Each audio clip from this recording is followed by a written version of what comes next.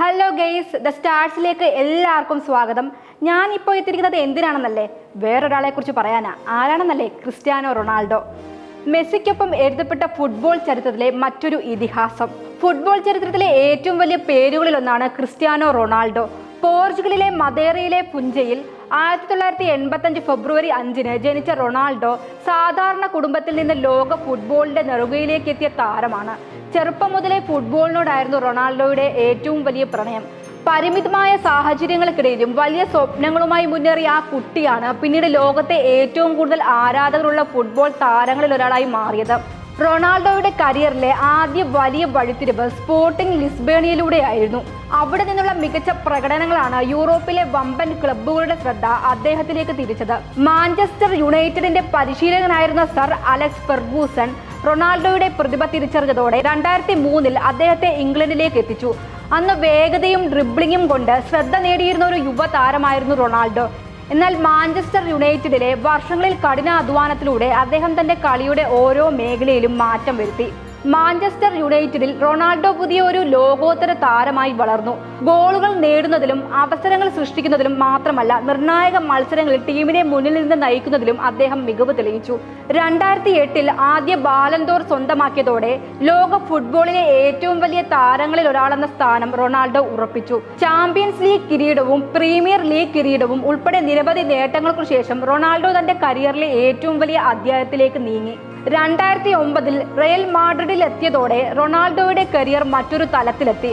ലോകത്തിലെ ഏറ്റവും വലിയ പ്രശസ്തമായ ക്ലബ്ബുകളിലൊന്നിന്റെ ജേഴ്സിയിൽ അദ്ദേഹം ഗോളുകളുടെ റെക്കോർഡുകൾ ഒന്നിനു പിന്നാലെ മറ്റൊന്നായി തകർത്തു. റയൽ മാഡ്രിഡിനായി 438 മത്സരങ്ങളിൽ 451 ഗോളുകൾ നേടിയ റൊണാൾഡോ ക്ലബിന്റെ ചരിത്രത്തിലെ എക്കാലത്തെയും മികച്ച ഗോൾ സ്കോററായി മാറി. ചാമ്പ്യൻസ് ലീഗിൽ അദ്ദേഹത്തിന്റെ പ്രകടനങ്ങൾ പ്രത്യേക ശ്രദ്ധ നേടി. നിർണായക മത്സരങ്ങളിൽ ഗോൾ നേടാനുള്ള കഴിവ് റൊണാൾഡോയെ മറ്റുള്ളവരിൽ നിന്ന് വ്യത്യസ്തനാക്കി. റൊണാൾഡോയുടെ കളി ശൈലിയിലെ ഏറ്റവും വലിയ പ്രത്യേകത അദ്ദേഹത്തിന്റെ നിരന്തരമായ പരിണാമമായിരുന്നു. തുടക്കത്തിൽ ഡ്രിബ്ലിംഗും വേഗതയിലും ശ്രദ്ധ കേന്ദ്രീകരിച്ച താരം പിന്നീട് മികച്ച ഫിനിഷിംഗ് ആയി മാറി. തലകൊണ്ട് ഗോൾ നേടാനുള്ള കഴിവ്, ദൂരത്തു നിന്നുള്ള ഷോട്ടുകൾ, പെനാൽറ്റി ബോക്സിലെ പൊസിഷനിങ്, വേഗതയും ശക്തിയും എല്ലാം ചേർന്ന് റൊണാൾഡോയെ സമ്പൂർണ്ണ ഗോൾ സ്കോററാക്കി. ഏറ്റവും പ്രധാനമായി പ്രായം കൂടിയിട്ടും തന്റെ ശാരീരിക ക്ഷമത നിലനിർത്താൻ അദ്ദേഹം നടത്തിയ കഠിനാധ്വാനം തന്നെ അദ്ദേഹത്തിന്റെ കരിയറിലെ പ്രത്യേകതയായി. 2018 റയൽ മാഡ്രിഡ് വിട്ട് യുവന്റസിലേക്ക് എത്തിയപ്പോഴും റൊണാൾഡോയുടെ ഗോളടി തുടർന്നു. ഇറ്റാലിയൻ ലീഗിലും അദ്ദേഹം തന്റെ മികവ് തെളിയിച്ചു. പിന്നീട് മാഞ്ചസ്റ്റർ യുണൈറ്റഡിലേക്ക് തിരിച്ചെത്തിയ റൊണാൾഡോ തുടർന്ന് സൗദി അറേബ്യയിലെ അൽ നസറിലേക്ക് മാറി. യൂറോപ്യൻ ഫുട്ബോളിന് പുറത്തേക്കുള്ള യാത്രയിലും ഗോളുകൾ നേടുന്നതിലും റെക്കോർഡുകൾ സൃഷ്ടിക്കുന്നതിലും അദ്ദേഹം പിന്നോട്ടു പോയില്ല. ക്ലബ് ഫുട്ബോളിനോടൊപ്പം പോർച്ചുഗൽ ദേശീയ ടീമിനോടൊപ്പമുള്ള റൊണാൾഡോയുടെ യാത്രയും ചരിത്രപരമാണ്. 2004 യൂറോ കപ്പിൽ അന്താരാഷ്ട്ര വേദിയിലെത്തിയ റൊണാൾഡോ വർഷങ്ങളോളം പോർച്ചുഗലിന്റെ മുഖമായി. നിരവധി ലോകകപ്പുകളിൽ രാജ്യത്തെ നയിച്ചു. ഒടുവിൽ 2016 പോർച്ചുഗലിനെ യൂറോപ്യൻ ചാമ്പ്യന്മാരാക്കുന്നതിൽ നിർണായക പങ്കു വഹിച്ചു. ഫൈനലിൽ പരിക്കേറ്റ് കളം വിട്ടെങ്കിലും പുറത്തുനിന്ന് ടീമിനെ പിന്തുണച്ച ക്യാപ്റ്റന്റെ ചിത്രം പോർച്ചുഗൽ ഫുട്ബോളിന്റെ ചരിത്രത്തിലെ അവിസ്മരണീയ നിമിഷമായി. പിന്നീട് നേഷൻസ് ലീഗിലും പോർച്ചുഗൽ കിരീടങ്ങൾ സ്വന്തമാക്കി. വ്യക്തിഗത നേട്ടങ്ങളിലും റൊണാൾഡോ പുതിയ ചരിത്രം സൃഷ്ടിച്ചു. 5 ബാലൻഡോർ പുരസ്കാരങ്ങൾ, ചാമ്പ്യൻസ് ലീഗിലെ റെക്കോർഡുകൾ, അന്താരാഷ്ട്ര ഫുട്ബോളിലെ ഗോളുകളുടെ റെക്കോർഡുകൾ. റൊണാൾഡോയുടെ കരിയറിന്റെ വലുപ്പം വ്യക്തമാക്കുന്ന നേട്ടങ്ങൾ നിരവധിയാണ്. ലോകകപ്പ് കിരീടം മാത്രമാണ് റൊണാൾഡോയുടെ കരിയറിൽ വലിയൊരു അപൂർണതയായി അവശേഷിച്ചത്.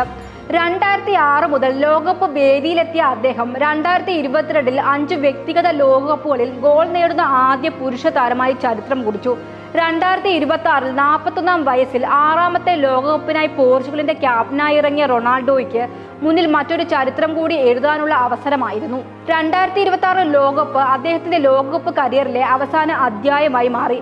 പോർച്ചുഗലിന്റെ ലോകകപ്പ് യാത്ര അവസാനിച്ചതോടെ റൊണാൾഡോയുടെ ലോകകപ്പ് വേദിയിലെ നീണ്ട യാത്രയ്ക്കും തിരശീല വീണു. കിരീടം നേടാനായില്ലെങ്കിലും 6 ലോകകപ്പുകളിൽ പങ്കെടുത്തത് തന്നെ അദ്ദേഹത്തിന്റെ അസാധാരണമായ ദീർഘകാല മികവിന്റെ തെളിവാണ്. റൊണാൾഡോയുടെ കഥ കിരീടങ്ങളുടെയും റെക്കോർഡുകളുടെയും മാത്രം കഥയല്ല, സ്വയം മെച്ചപ്പെടുത്താനുള്ള മനസ്സിന്റെ കഥ കൂടിയാണിത്. ഓരോ മത്സരത്തിന് മുമ്പും കൂടുതൽ കഠിനമായി പരിശീലിക്കാനും ഓരോ പരാജയത്തിനു ശേഷം വീണ്ടും തിരിച്ചു വരാനും അദ്ദേഹം കാണിച്ച മനോഭാവമാണ് റൊണാൾഡോയെ വ്യത്യസ്തനാക്കിയത്. തന്റെ ശരീരത്തെയും കളിയെയും ജീവിത ശൈലിയെയും കുറിച്ച് പുലർത്തിയ കർശനമായ അച്ചടക്കവും അദ്ദേഹത്തിന്റെ വിജയത്തിന്റെ പ്രധാന ഘടകങ്ങളിലൊന്നായി. മദേറിയയിലെ ചെറിയ ദ്വീപിൽ നിന്ന് ഫുട്ബോൾ ലോകത്തിന്റെ നെറുകയിലേക്ക് എത്തിയ ബാലൻ സ്പോർട്ടിംഗ് ലിസ്ബണിൽ നിന്ന് മാഞ്ചസ്റ്റർ യുണൈറ്റഡിലേക്ക്, അവിടെ നിന്ന് റയൽ മാഡ്രിഡിന്റെ ചരിത്രത്തിലെ ഏറ്റവും വലിയ ഗോൾ സ്കോററായി.